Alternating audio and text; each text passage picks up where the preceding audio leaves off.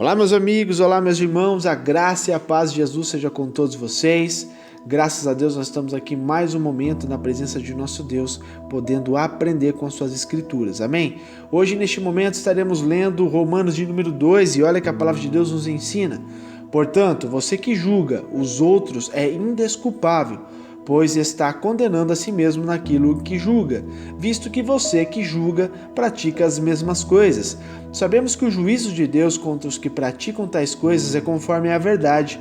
Assim, quando você, um simples homem, os julga, mas pratica as mesmas coisas, pensa que escapará do juízo de Deus?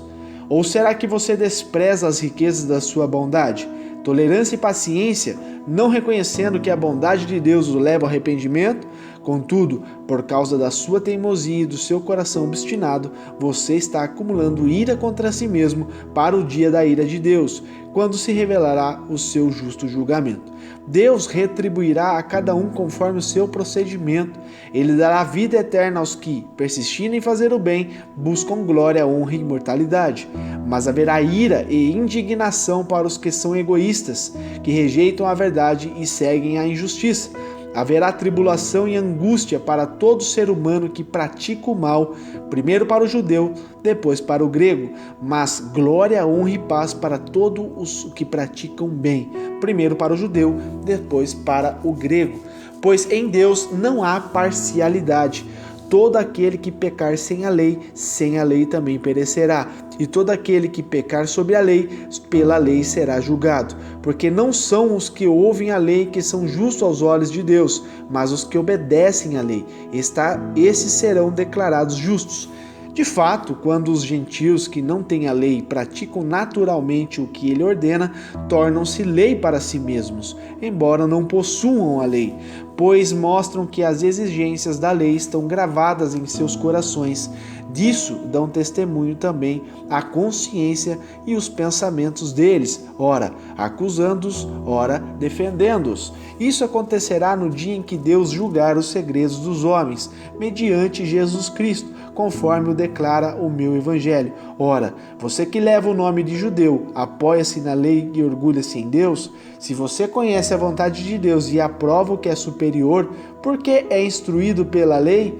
Se está convencido de que é guias de cego, luz para os que estão em trevas, instrutor de insensatos, mestre de crianças, porque tem na lei a expressão do conhecimento da verdade? Então, você que ensina os outros, não ensina a si mesmo? Você que prega contra o furto, você furta? Você que diz que não deve adulterar, adultera? Você que detesta ídolos, rouba-lhes os templos? Você que se orgulha na lei, desonra a Deus, desobedecendo a lei? Como está escrito, o nome de Deus é blasfemado entre os gentios por causa de vocês. A circuncisão tem valor se você obedece à lei, mas se você desobedece à lei, a circuncisão já se tornou incircuncisão. Se aqueles que não são circuncidados obedecem os preceitos da lei, não serão eles considerados circuncidados? Aquele que não é circuncidado fisicamente, mas obedece à lei, condenará você que, tendo a lei escrita e a circuncisão, é transgressor da lei. Não é judeu quem é apenas exteriormente, nem é circuncisão a que é meramente exterior e física. Não, judeu é quem o interiormente, e circuncisão é a operada no coração, pelo Espírito e não pela lei escrita. Para este o louvor não provém dos homens, mas de Deus. Amém? Glórias a Deus por isso. Nós vemos aqui que é um texto bem complexo, a respeito da imparcialidade de Deus. Meus amados, Deus ele não age por parcialidade, ele não preza para um e despreza o outro. Não, nosso Deus, ele age com imparcialidade, amém?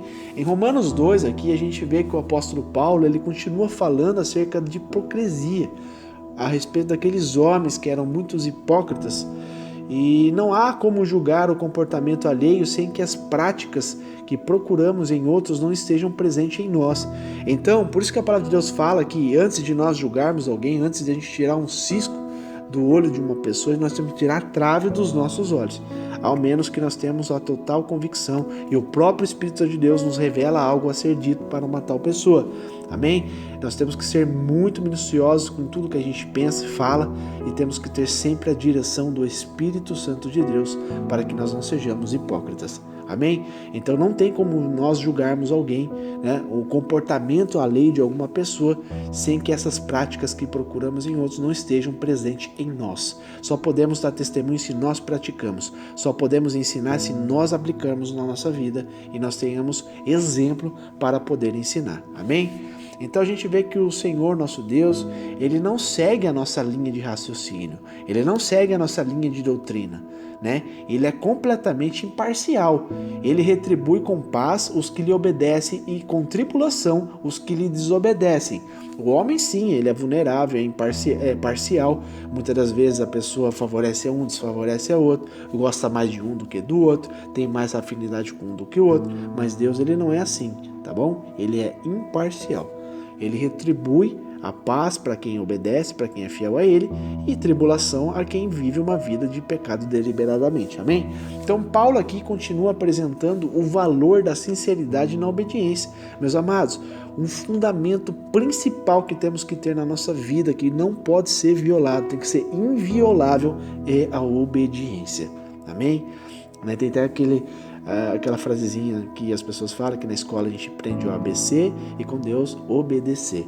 Temos que obedecer a Deus em suas escrituras, em seus mandamentos, na linha, sabe? Assim, ó, no pé da letra. Porque, meus amados, é a única fórmula de nós sermos abençoados por Deus. Se não tem obediência, não tem bênção.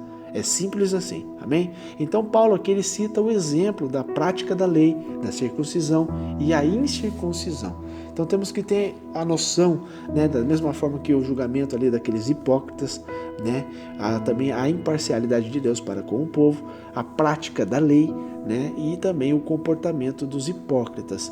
Então, meus amados, a gente vê claramente aqui que o apóstolo Paulo está dizendo, através do Espírito Santo de Deus, o tipo de comportamento que um homem de Deus, um cristão, deve ter. Então, meus amados, nós temos que entender que o principal fundamento aqui que o apóstolo Paulo está trazendo para mim e para você é justamente a respeito de um comportamento que nós temos que ter. Tem que ser um comportamento, meus amados, que possa testemunhar a presença de Deus. Então não podemos ser mentirosos, não podemos ser enganadores, não podemos ser hipócritas, não podemos pregar o que a gente não vive. Então, meus amados, o apóstolo Paulo, ele vivia o que ele pregava. Era literalmente ele dizer, sejam meus imitadores como eu sou de Cristo. Então, meus amados, Jesus nos chamou, a palavra de Deus entra dentro de nós para que sejamos transformados e possamos também transformar as pessoas segundo a mesma fórmula que transformou as nossas vidas. Amém? E esse é o poder do Evangelho, é o poder da palavra de Deus.